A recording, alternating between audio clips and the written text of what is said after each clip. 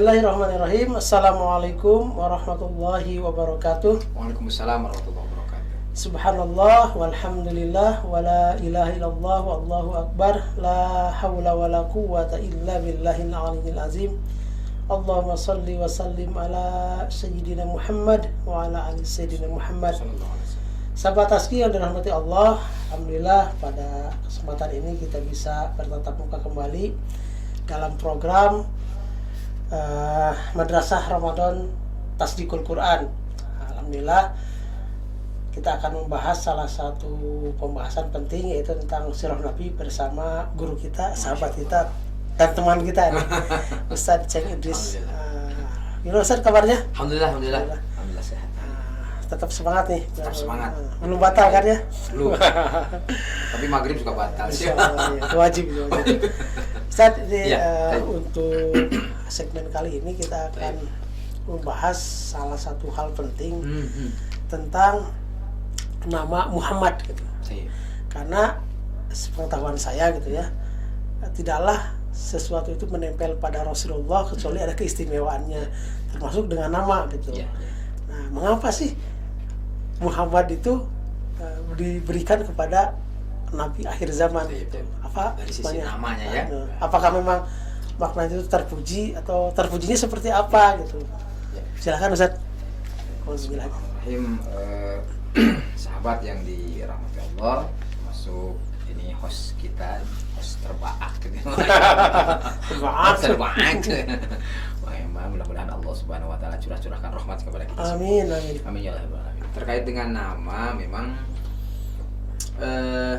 nama ini dulu nggak ada. Sebelumnya nggak ada. Sebelumnya nggak ada. Hatta para nabi nggak ada namanya Muhammad. Nabi-nabi terdahulu itu. Jadi kan jumlah nabi itu kalau riwayat Imam Ibnu Hibban ada 124.000.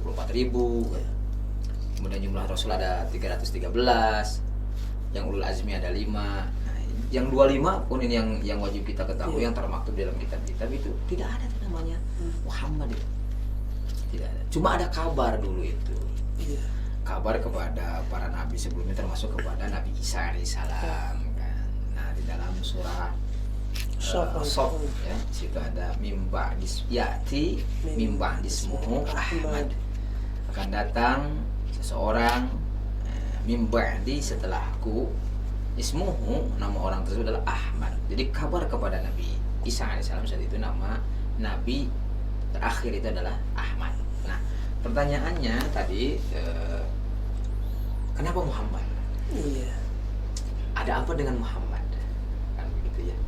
Kemudian apakah itu hanya sekedar nama yang artinya adalah terpuji, atau terpujinya dari sisi apa lagi nih yang terpuji? Nah, satu, Abdul Muthalib itu sosok yang luar biasa. Meskipun sebetulnya nama aslinya Abdul Muthalib itu bukan Abdul Muthalib. Ya, nama aslinya mungkin Mama sudah tahu ya. Nama aslinya Syaibah. Syaibah. Kenapa disebut Syaibah? Syaibah itu artinya uban. Karena beliau lahir itu ada uban. Makanya namanya Syaibah. Kalau zaman sekarang bisa viral itu. Bisa viral itu. Ada beliau lahir dengan bawa uban. Iya, lahir uban.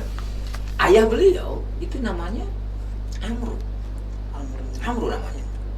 Nah, Amru ini pekerjaannya adalah ini mulia sekali itu. Jadi Rasulullah, Abdullah berarti ini ayahnya, Abdul Muthalib kakeknya, berarti ini apanya tuh? Buyutnya. Iya, buyutnya namanya Amru. Amru ini tugasnya adalah setiap tahun penyedia makanan dan minuman untuk seluruh jemaah haji. Bayangkan. Dermawan dan kaya. Itu tuh buyutnya Rasulullah. Amru. Nah, bahasa Arab itu menghancurkan atau melumatkan itu Hasyama. Pekerjaannya itu Hasyama. Orangnya, ini fiilnya, ini maf'ulnya Hashima.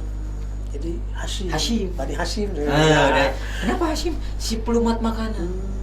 Nama aslinya Amru. Nama aslinya Amru. Para tuh udah nggak tahu gitu. Saya baru sekarang tahu. Nama aslinya Amru. Dan itu tuh ke atas itu nama-nama Rasulullah SAW. Nama-nama leluhur Rasulullah itu ada nama asli, nama alias. Kalau yang nanya, Atau di mana dalilnya? Ada satu kitab yang sering dibaca oleh alim ulama, termasuk barangkali Bagaimana di Lembang ya, atau teman-teman sahabat-sahabat itu ada yang baca kitab Barzanji. Iya iya. Nah, itu tak ada. Wa ba'du faqulu wa sayyiduna Muhammad bin Abdullah bin Abdul Muttalib wasmuhu Syaibatul Hamdi Humidati Soluhu Saniyah. Nama Abdul Muttalib itu wasmuhu, namanya Syaibah, dan Syaibahnya apa? Alhamdi, yang terpuji. Ya, jadi Alhamdi itu yang terpuji pun itu disematkan kepada siapa? Kepada Abdul Muttalib, kepada kakaknya Rasulullah. Nah, ini kembali lagi Amru nih. Kan kalau di kita juga sama ya. Misalkan ada tukang cuanki, namanya Syahrul misalnya. Orang kan nggak nyebut namanya Mang Syahrul, mananya si Mang Cuanki ya. Suatu pekerjaannya. Pekerjaan. Nah ini orang itu lebih kenal Hashim daripada Amru, si penghancur makanan. Jadi mangkok roti dihancurkan dengan tangannya, kemudian disiram dengan kuah daging. Itu makanan terbaik gitu ya. Makanan terbaik itu. Roti, kuah daging, minuman dia saja. Nah, satu waktu Amru ini berangkat ke Madinah. Ketika berangkat ke Madinah, ada keluarganya di situ. Kalau saat ini kita belajar Sirah Nabawiyah itu keluarga Rasulullah ada Bani Najjar namanya. Iya, Bani Najjar. Bani Najjar di sana di Madinah. Nah, itu dulu Amru atau Hashim ini datang ke sana. Di sana ada perempuan kaya raya, janda. Dan kebiasaan jahiliyah itu unik, memang. Jadi kebiasaannya jahiliyah yang unik itu apa? Ketika ada perempuan yang kaya raya, dia yang bebas menentukan suaminya. Kalau ada wanita kaya raya, ya termasuk Khadijah. Dan dia tuh lakinya pasti mau gitu. Pasti mau. Oh, kaya raya. Hukum ininya lah kayak. Hukumnya begitu. Jadi kalau misalkan ada orang yang kaya raya, sama termasuk Khadijah kan. Khadijah dulu mengutus siapa? Nafisa kan. Iya. Ketika Rasulullah SAW di usia 23 tahun bekerja di Khadijah, kemudian di usia 25 tahun, Khadijah karena mendengar kehebatan Rasulullah SAW dari Maisyarah kan, Maisyarah yang mendampingi jualan ke negeri Syam, kemudian diutuslah Nafisa kan. Nafisa bertanya kan kepada Rasulullah SAW, maukah kamu, bahasa kasar kamu mau nggak kamu nikah sama Khadijah gitu lah bahasa kasar. Comlangin lah ya. Tapi kan yang minta itu perempuan, sama dulu di Madinah. Ini seorang perempuan yang kaya raya ini, ada berita yang sampai bahwa seorang yang mulia, yang agung, yang kedudukannya tinggi di kota Mekah datang ke Madinah. Siapa itu? Amru atau Hashim. Kata perempuan ini nyuruh ke hamba sahayanya, tolong sampaikan ke Hashim, saya ingin menikahi Hashim. Bahasanya menikahi Hashim. Berangkatlah si utusan ini. Bukan dinikahi, bukan. Sampaikan dong ke Hashim, saya ingin dinikahi. Itu enggak. Saya ingin menikahi Hashim katanya. Wah, keren ini. Teman dulunya nih, makanya jahiliyah ini luar biasa. Kata Hashim apa? Hashim itu menunjukkan marwah yang luar biasa, menunjukkan kedudukannya yang memang tinggi. Kata dia apa? Sampaikan kepada majikan kamu, bukan dia yang menikahi saya, tapi saya yang akan menikahi majikan kamu.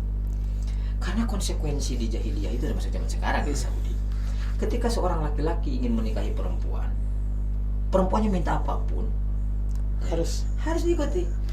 Maka ketika Hashim bilang, saya yang akan menikahi majikan kamu, artinya ini Hashim udah siap dengan segala sesuatu. Kan beda permintaan wanita sosialita kayaknya dengan kelas dengan BPJS kan, ada BPJS ya, budget pas-pasan jiwa sosialita. Masuk ke cekap lah. Cekap atas mas kawinnya sandu kecap. Oh BPJS kalau sosialita kan beda. Balik lagi nih sama sayanya. Nyonya katanya. Bagaimana? Dia mau katanya. Kata Hashim, saya disuruh sampaikan kepada majikan, bukan majikanmu yang akan menikahi saya, tapi saya yang akan menikahi majikan kamu. Jadi Hashim akan menikahi saya katanya. Iya katanya. Senang wanita itu. Kata wanita, oh benar, berarti ini seorang berwibawa, seorang kedudukan tinggi. Nikahlah. Setelah nikah punyalah Syaibah. Begitu lahir anak rambutnya putih, ada uban. Ya udahlah kasih nama Syaibah gitu. Karena yang berambut putih. Wafat wafat ayahnya di Mekah itu sudah tidak ada lagi yang melumatkan roti kemudian dikasih makan ke jemaah haji. Maka Muttalib itu pamannya Syaibah, adiknya Amru, namanya Muttalib. Muttalib datang Kemana? Ke Madinah. Untuk apa? Untuk menjemput anaknya Hashim yang bernama Syaibah itu tuh. Untuk apa? Untuk dibawa ke Mekah nanti meneruskan perjuangan bapaknya.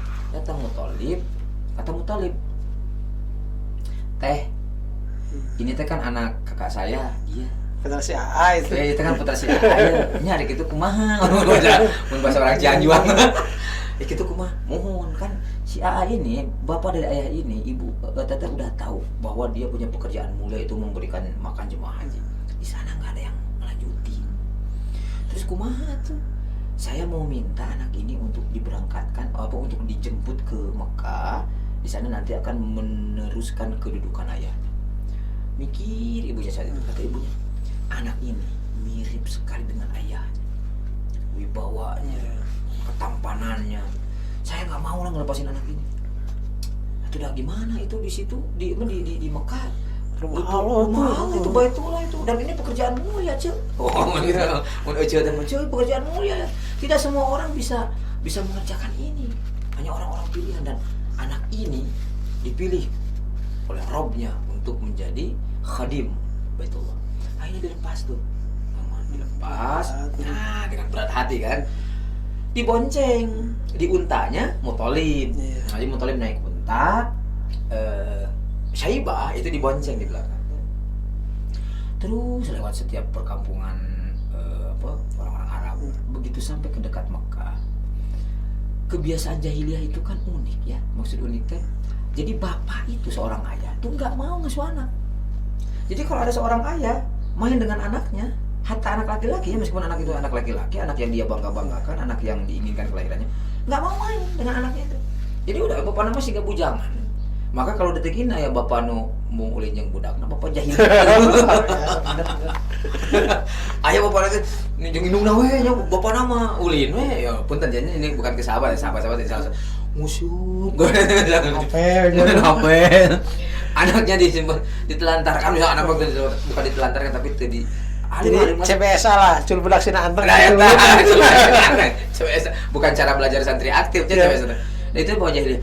Ini orang-orang tuh mikir saya tuh, sebentar. Muthalib membonceng seorang anak. Mungkinkah itu anaknya Muthalib? Kata orang-orang, tidak mungkin. Muthalib tidak mungkin menjatuhkan harga dirinya dengan membonceng anaknya. Dia nggak mau, zaman dulu mau membonceng anak. Jadi bapak ngiring, kan itu gitu. Tidak mungkin seorang Muthalib menjatuhkan harga dirinya dengan cara membonceng anak. Terus ini siapa kata? Sepertinya ini hamba sahayanya Muthalib. Nah, hamba sahaya dalam bahasa Arab Abdul. Gitu. Oh, ini masih kena Abdul Muthalib, hamba sahaya Muthalib. Makanya terkenal namanya seperti ini. Abdul Muthalib. Bukan Syaibah yang terkenal tuh. Namanya Abdul Muthalib. Ya, termasuk Abu Lahab. Nama asli Abu Lahab kan Abdul Uzza. Termasuk Abu Jahal. Nama asli Abu Jahal itu kan Amr bin Hisham, yang dikenal dengan Abul Hakam saat itu kan, bapak yang sangat bijaksana. Nah, unik dengan Rasulullah malah ini, karena Rasulullah SAW ayahnya yang bernama Abdullah itu Abdul Muthalib, ketika melihat Abdullah lahir itu ada tanda cahaya, ada kilatan cahaya katanya di keningnya Abdullah itu. Makanya kenapa Abdul Muthalib itu teramat sayang kepada Abdullah, ada kilatan cahaya. Ketika dinikahkan dengan seorang perempuan yang bernama Aminah binti Wahab, setelah menikah hilang cahayanya, itu hilang. Kemana ini? Nah, kata Abdul Muthalib, ini kemana nih cahaya dari pancaran cahaya dari anak saya ini kemana? Kata Abdul Muthalib, ke anaknya ini pasti. Maka nanti anak ini akan menjadi seseorang yang terpuji. Jadi belum pula lahir, ya, itu sudah ada kalimat kelak. Nah, berarti kan kelak itu masa depan. Ini akan menjadi anak yang terpuji. Kemudian kata Abdul Muthalib, dan dia akan mempunyai kedudukan yang tinggi. Kenapa? Karena kilatan cahaya dari ayahnya hilang, berarti pindah ke anak.